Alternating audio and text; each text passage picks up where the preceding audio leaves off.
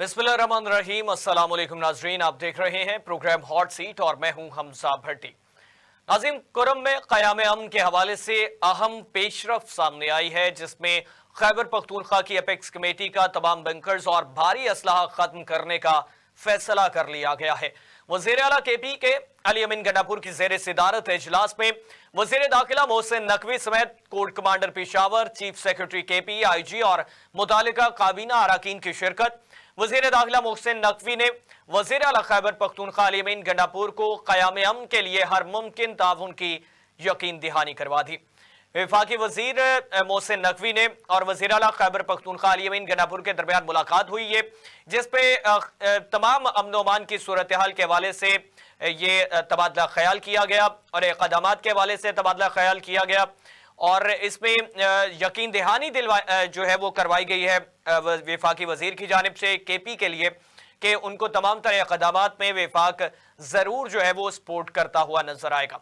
दूसरी जानिब supreme court में 26वीं आईनी तरमीम के खिलाफ एक और दरख्वास्त सामने आ गई, जिसमें जो है वो दरख्वास्त ये जो दी है वो सुप्रीम कोर्ट बार के साबिक 8 सदूर की जानिब से दायर की गई है और इसमें नाम लेना चाहूंगा, जिसमें हामिद खान साहब हैं, अमानुल्लाह साहब हैं, आबिद हसन साहब हैं, अली अहमद साहब हैं और इसमें अकरम शेख साहब, काजी मोहम्मद अनवर और मनीर मलिक और आबिद जुबैरी साहब की जानिब से ये दरख्वास्त सामने आई है, जिसमें मौक़िफ़ इख्तियार किया गया है कि 26वीं आईनी तरमीम अदलिया की आज़ादी से मुतसादिम है और इख्तियारात की तकसीम के उसूल के बरखिलाफ है और 26वीं आईनी तरमीम मखसूस नशिस्तों के फैसले के बगैर नहीं हो सकती। हतमी फैसले तक 26वीं आईनी के तरमीम के नतीजे में होने वाले तमाम इक़दामात को मुअत्तल किया जाए। ये जो है ये दरख्वास्त दायर की गई 26वीं आईनी तरमीम के खिलाफ, इस पे बात करेंगे। दूसरा जो है वो इसमें एक और गुफ्तगू सामने आई है, जिसमें पीर पैगारा साहब हैं, उनकी जानिब से गुफ्तगू की गई। उन्होंने कहा कि हम वोट अलिफ को देते हैं और हुकूमत बे की आ जाती है। अब ये हुकूमत बनाई है जो चल ही नहीं रही है। उन्होंने कहा कि इसमें जो है वो रोजगार नहीं है और इज्जत नहीं है। हुकूमत में बैठे हुए लोग एक दूसरे के साथ झूठ बोल रहे हैं। इज्जतदार लोग सियासत से बाहर हो जाएंगे तो फिर ठेकेदार मुल्क चलाएंगे। हमें मुल्क के लिए सोचना पड़ेगा। इन तमाम तर तफसीलात पे बात करेंगे। मौजूदा सूरत हाल में मुज़ाकरात के हवाले से पाकिस्तान तहरीक इंसाफ और हुकूमत वक्त जो है वो उसकी खबरें गर्दिश कर रही हैं। पाकिस्तान तहरीक इंसाफ की जानिब से कमेटी तश्कील दे दी गई और इसमें TROs भी जो है वो भी बनाए जा रहे हैं। हुकूमत की तरफ से संजीदगी के हवाले से इल्जामात लगाए जा रहे हैं पाकिस्तान तहरीक इंसाफ की जानिब से कि हुकूमत संजीदा नजर नहीं आ रही है। इन चीजों पर बात करेंगे। हमें ज्वाइन किया है सीनियर तज्जियाकार रजा सैयद साहब ने और वारिस रजा साहब सीनियर तज्जियाकार हमारे साथ मौजूद हैं। वारिस साहब, आपसे आगाज करना चाहूंगा, किस तरह से देखते हैं खैबर पख्तूनख्वा के हालात, कुरम का ये वाकया? पाकिस्तान तहरीक इंसाफ के पार्लियामेंटेरियन जो हैं वो फ्लोर ऑफ द हाउस बात करते हैं तो कहते हैं कि वहां पे जो दोनों फ्रीगैन हैं उनको पता ही नहीं होता कि कहां से वाकयात शुरू होते हैं, कौन वहां पे मौजूद होता है, कौन जो है वो गोलियां बरसाना शुरू कर देता है। तो ये कौन डिटेक्ट करेगा कि ये कहां से जो है ये चिंगारी उठती हुई नजर आ रही है? देखिए, एक बात याद रखिए कि ये कुर्रम का जो ये इलाका है जहां पर ये जंगो जदल जारी है और जो खून के जो मामलात हैं, इसको पहले समझने की कोशिश कीजिए कि ये इलाका है क्या। ये इलाका वो है जो कि 2002 में जनरल परवेज मुशर्रफ से अड्डे के तौर पर मांगा गया था और परवेज मुशर्रफ साहब ने अड्डे के तौर पर देने का वादा भी कर दिया था। बुनियादी बात इसलिए ये यहाँ पर ये मैं कह रहा हूँ, इससे मैं कुर्रम की सारी सूरत हाल को जोड़ूंगा कि 2002 में वो मुखालफत जब हुई अपोजिशन की या पार्टियों की, तो मुशर्रफ साहब ने वो विड्रॉ कर लिया और उसके बाद मुसलसल जो है ना अमेरिका ये कोशिश करता रहा, यानी दो हुकूमतों के दौरान, यानी जरदारी साहब और उनके नवाज शरीफ के दौरान पूरी कोशिश करता रहा कि वो यानी इस पर अमल करे, लेकिन इत्तेफाक से ये फैक्ट्स बता रहा हूं मैं आपको, आप इसको जाके ट्रेस भी कर सकते हैं जी। कि इसके बाद जो है ना, जब बाजवा साहब आए तो उन्होंने थोड़ा सा सॉफ्ट कॉर्नर रखा, तो उसमें जो है ना यानी अहम किरदार जो है वो इमरान खान ने अदा किया। लेकिन चूंकि अपोजिशन की जो शिद्दत थी मुखालफत की, उसके पेश नजर ये फिर टर्न डाउन किया गया ये फैसला। ठीक है, गोया कि नहीं हो सका, के दौर में भी नहीं हो सका। तो अब और वो सिलसिला बड़े अरसे से चल रहा है, यानी आप अंदाजा कर रहे हैं कि ये 22 बरस पहले का मामला है, बल्कि 24 बरस पहले का। और की वजह यह है कि वो एक ऐसी ऊंचाई पर है, ये कुरम का ये इलाका जहाँ पर ये हो रहा है, कि जहां से वो खैबर पख्तूनख्वा के तमाम बेल्ट और आपके साउथर्न जो पंजाब है उसकी बेल्ट और सिंध का पूरा ये जो दरियाई इलाका है, इस बेल्ट को कवर करने का बहुत अहम मकाम है। तो लिहाजा उसका इंटरेस्ट जो है ना आज से नहीं है, वो उसका इंटरेस्ट गोया के 24 बरस पहले से है। ठीक है। ठीक है। अच्छा, ये तो वो हो गए वो फैक्चुअल पोजीशन जो मैंने आपको बता दी जी। अब इसके बाद ये जो आज डेवलपमेंट है, ये बुनियादी तौर से ये डेवलपमेंट जो है ना कल के तराजू में आपको देखनी पड़ेगी। यानी कल जो वजारत खारजा का, अमेरिकन वजारत खारजा का जो स्टेटमेंट है, जिसमें पाकिस्तान की मिसाइल को मदद फराहम करने वाली 4 एजेंसियों को उन्होंने ब्लैक लिस्ट करने का गोया के इंदिया दिया है, और उसके बाद पाबंदी लगाने का भी गोया के कहा है, यानी इकदाम के तौर पर या ये सख्त इकदाम के तौर पर।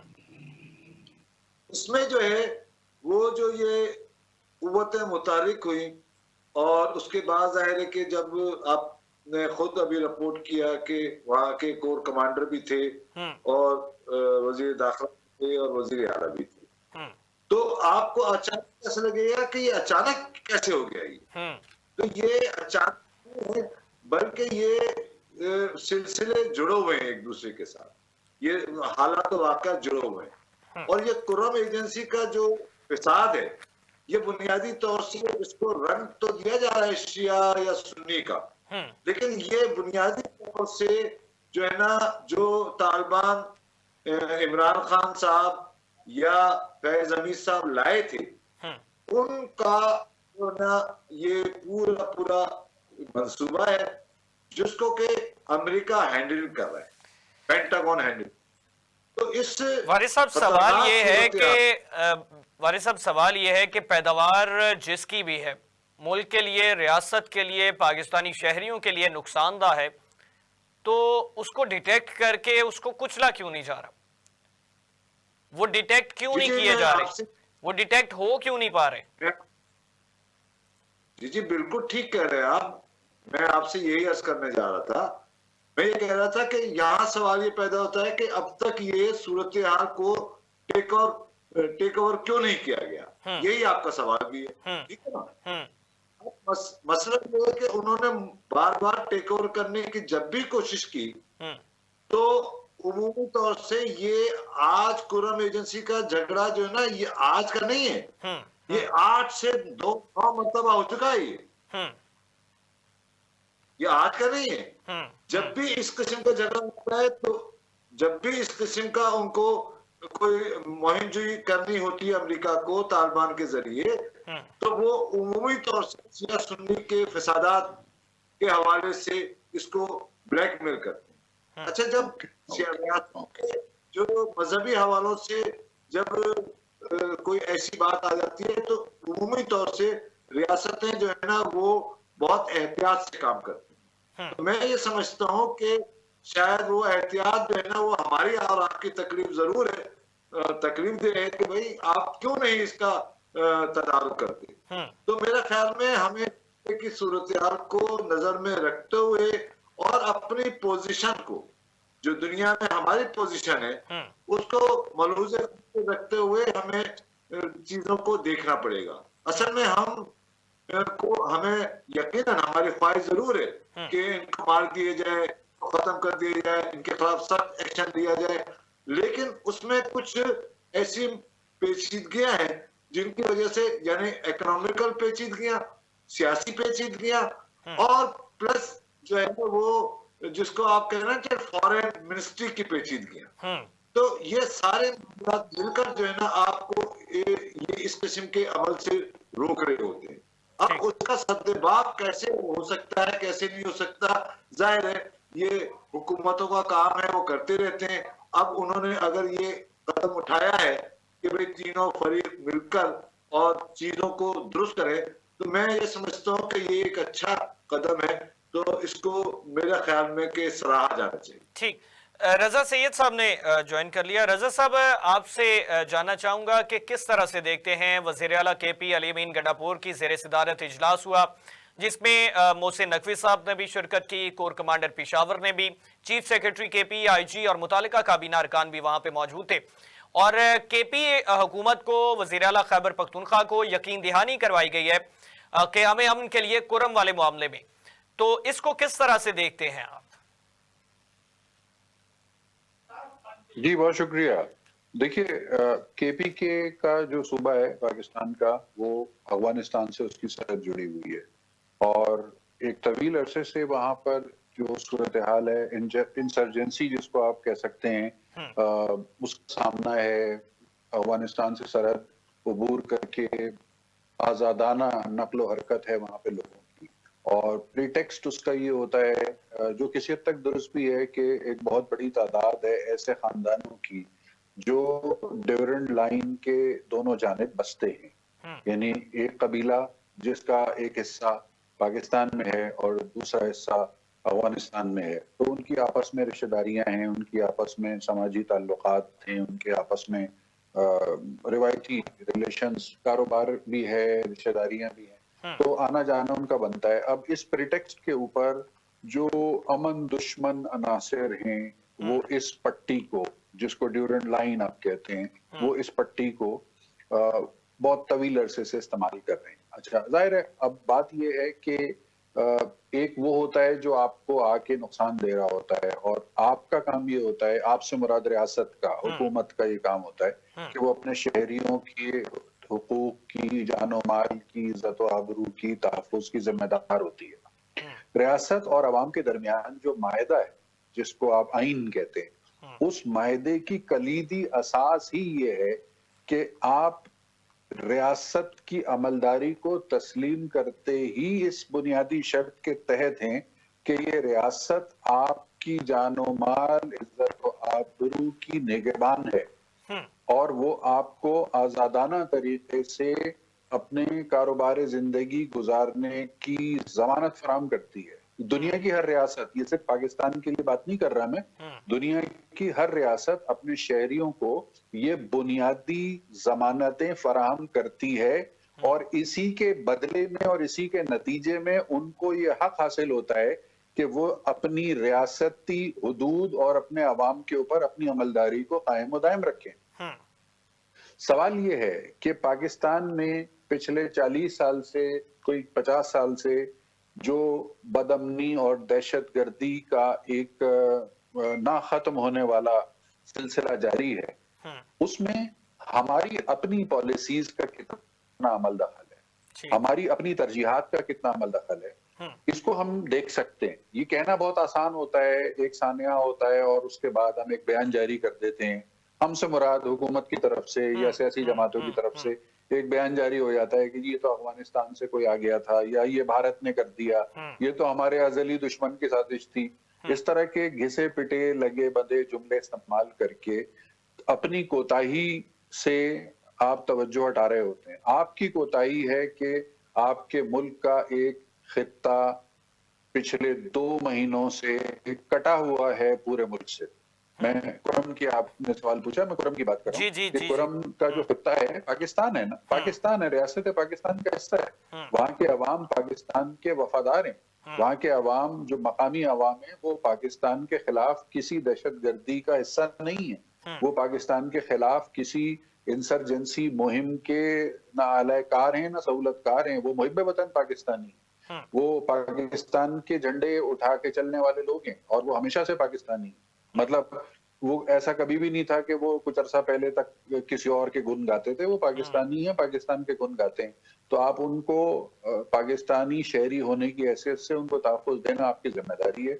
आपसे मुराद रियासत पाकिस्तान है। रियासत पाकिस्तान की इकाइयों में सूबाई हुकूमत भी शामिल है, वफाकी हुकूमत भी शामिल है। 2 महीने गुजर जाने के बाद अगर वजीर आला और वजीर दाखिला और सूबे के आला हुक्काम सर जोड़कर बैठे और उन्होंने इस बात का फैसला किया कि हमें उन दादरसी की जरूरत है वहां फंसे हुए लोगों की, तो मैं इसका खैर मकदम तो मैं कर दूंगा प्रैग्मेटिक होते हुए कि अच्छी बात है, लेकिन इस बात के ऊपर मैं थोड़ी सी तवज्जो दिलाना चाहूंगा, थोड़ी सी शर्मसारी पर मबनी तवज्जो दिलाना कि 2 चाहूंगा महीने बाद कि ये ये फैसला याद करने आया में 2 बिलाखिर। महीने लग गए हमें। हमें 2 महीने लग गए इस बात की सूरत हाल की संगीनी का एहसास करने में। हमें 200 से ज्यादा अफराद की, बेगुनाह अफराद की जानें जाया होने का इंतजार करना पड़ा इस नतीजे पे पहुंचने के लिए कि हमारे मुल्क का एक खित्ता जो है वो दहशतगर्दी का खास तौर पर शिकार है। जो भी वजूहात हो, मैं किसी को इल्जाम नहीं धर रहा, ना मैं किसी को जालिम करार दे रहा हूँ, ना मैं किसी को मजलूम करार दे रहा हूँ। मेरा सवाल तो रियासत से है, मेरा सवाल तो हुकूमत से है, मेरा सवाल तो उन अरबाब इख्तियार से है कि जो पाकिस्तान के तूल अर्ज में और बिलखुसूस उस खित्ते में अमन कायम करने और अमन फराहम करने के जिम्मेदार। अगर वो अपनी जिम्मेदारी अदा करने में इतने स्लो हैं कि 2-2 महीने गुजर रहे हैं और उसके बाद वो मीटिंगें कर रहे हैं, तो मुझे नहीं पता कि उनकी फिर तरजीहात क्या है। मुझे नहीं मालूम कि वो किन चीजों पर फोकस होकर बैठे हुए। मुझे समझ में नहीं आता। हो सकता है मैं बहुत लाइल हूँ, हो सकता है मेरे पास बर वक्त मालूमात ना पहुंच रही हो। हालांकि मैं इस्लामाबाद में बैठा हूँ, दारुल हुकूमत है इस मुल्क का।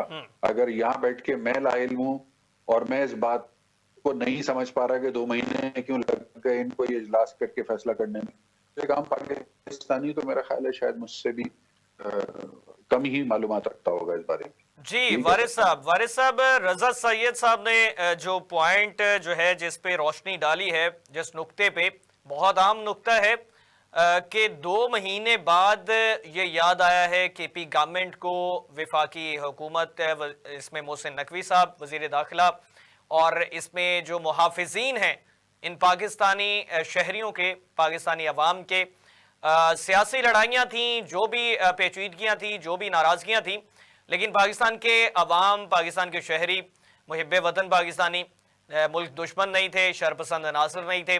इनके लिए केपी गवर्नमेंट की भी कोताही है, या वफाकी हुकूमत की कोताही है, या मुहाफिजीन की है। ये नुक्ता जो है ये इसको ज़रूर आपसे भी इस पे जानना चाहूँगा, क्या कहना चाहेंगे? नहीं, ये नुक्ता बहुत अहम है और यकीनन ये तीनों फरीक जो हैं, और जिसमें एस्टेब्लिशमेंट है और सियासतदान है या सियासी हुकूमत है या अपोजिशन है, ये तीनों इसके जिम्मेदार हैं। बिल्कुल ठीक बात है कि आप को 2 महीने तक जो है ना, बिल्कुल जो है ना, आपने इसको ऐसे ही जाने दिया।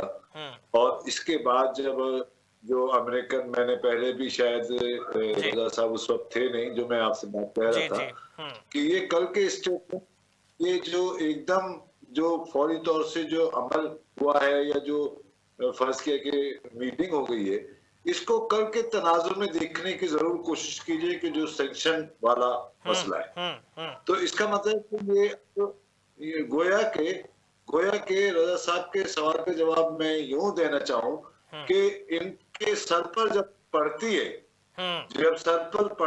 तो गोया के फिर ये जो है ना, वो हाथ पैर मारने की कोशिश करते हैं, जो कि किसी भी तौर।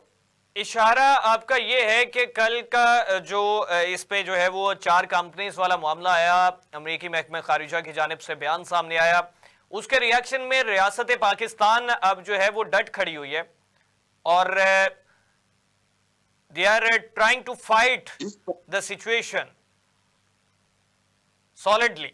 जी वो कर उसकी वजह ये है कि वो आपकी मजबूरी बन चुकी है, आप नहीं करेंगे। तो मैंने जैसे कहा, रजा साहब चूंकि नहीं थे तो मैंने बड़ी डिटेल से आपको बताया जी कि जी। 24 बरस से ये खित्ता नहीं बल्कि ये जगह हम्म जहां पर ये हो रहा है सब, हम्म 24 बरस से अमेरिका यहाँ पर अड्डा लेना चाहता है, हम्म एयरबेस लेना चाहता है, हम्म क्योंकि वो यहाँ से अफगानिस्तान को भी कंट्रोल करेगा, साउदर्न पंजाब को भी कंट्रोल करेगा, सिंध को भी कंट्रोल करेगा, हम्म जो कि उसको नहीं किया जा रहा किसी भी वजह से, या मुखालफत की वजह से, या स्ट्रेटेजिकल जो भी मामला थे।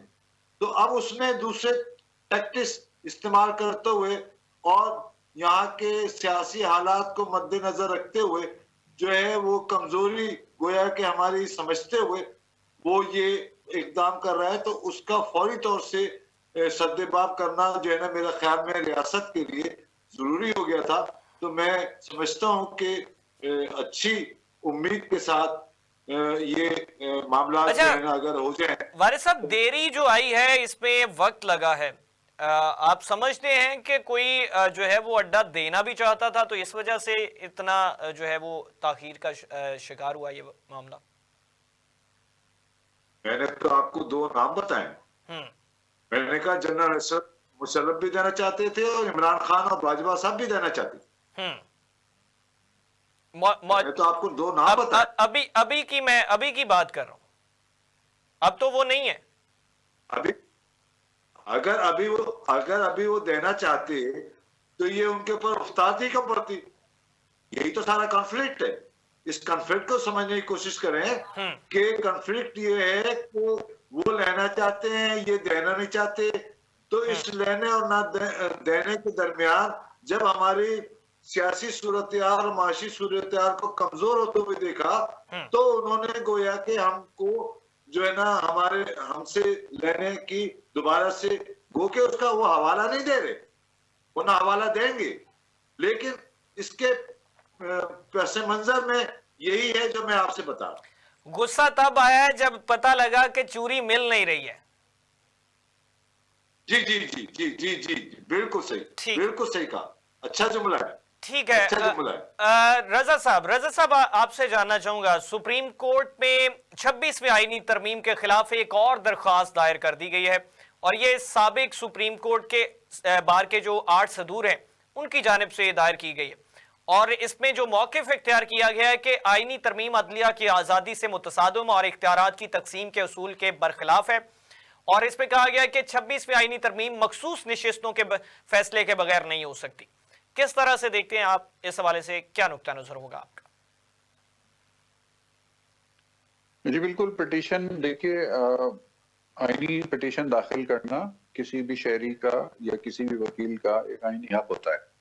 अगर कुछ लोग ये समझते हैं जिनकी जानिब आप इशारा कर रहे हैं, मैं उनके नामों से वाकिफ नहीं हूँ, अगर 8 सुप्रीम कोर्ट के वकीलों ने मिलकर हामिद खान साहब हैं, अमानुल्लाह साहब हैं, आबिद हसन साहब हैं, अली अहमद साहब हैं, अकरम शेख साहब, काजी मोहम्मद अनवर साहब, मुनीर मलिक और आबिद जुबैरी साहब। सही, ये तमाम माहिरीन कानून हैं, सीनियर लॉयर्स हैं और इनमें से अक्सर जो हैं वो सियासी पस मंजर के हामिल भी हैं, खासकर हामिद खान साहब और गो के अकरम शेख साहब का भी सियासी पस मंजर रहा है, लेकिन वो दूसरी सिमत रहा है। तो अगर 8 बड़े वकीलों ने मिलके एक पिटीशन दायर की है तो उस पिटीशन में सब्सटेंस तो होगा। मैंने देखी नहीं वो पिटीशन, उसके मुंदरजात से मैं वाकिफ नहीं हूँ, लेकिन गुमान यही है कि जब 8 इतने सीनियर और जय्यद किस्म के वकला जो हैं वो एक पिटीशन लेकर जा रहे हैं सुप्रीम कोर्ट में, तो उसमें कुछ सब्सटेंस तो होगा। अलिफ लैला की कहानी लिख के तो लेके नहीं जा रहे होंगे, सब्सटेंस तो होगा। अब सवाल ये है कि सुप्रीम कोर्ट ही उसको सुनेगा और वही एक मजाज इस वक्त अथॉरिटी होती है मुल्क की सबसे बड़ी, जो इस किस्म के मामलात की दादरसी का आला तरीन फोरम होता है। तो सुप्रीम कोर्ट, अब क्योंकि ये कॉन्स्टिट्यूशनल पिटीशन है, तो मैं समझता हूँ कि ये बराह रास्त जो कॉन्स्टिट्यूशनल बेंच है सुप्रीम कोर्ट का, जो कि 26वीं आईनी तरमीम के नतीजे में ही पैदा हुआ है, या जिसे कहना चाहिए कि जो 26वीं आईनी तरमीम के वतन से पैदा हुआ है, ये उसी बेंच के सामने जाएगी ये दरखास्त अब ये होगी एक बड़ी दिलचस्प सूरत हाल कि जिस बेंच के कायम करने का कानून चैलेंज हो रहा है, अगर वो कानून उसी बेंच में सुना जाएगा कि जिसको बराह रास्त उस कानून के का रजा साहब बेनिफिशियरी करार दिया जा सकता है। एक शॉर्ट ब्रेक लेनी है हमें।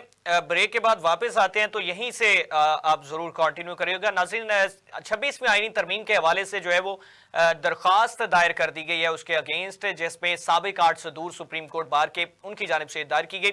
इस पे गुफ्तगू करें, एक शॉर्ट ब्रेक लेते हैं, ब्रेक के बाद वापस आते हैं, हमारे साथ रहिएगा।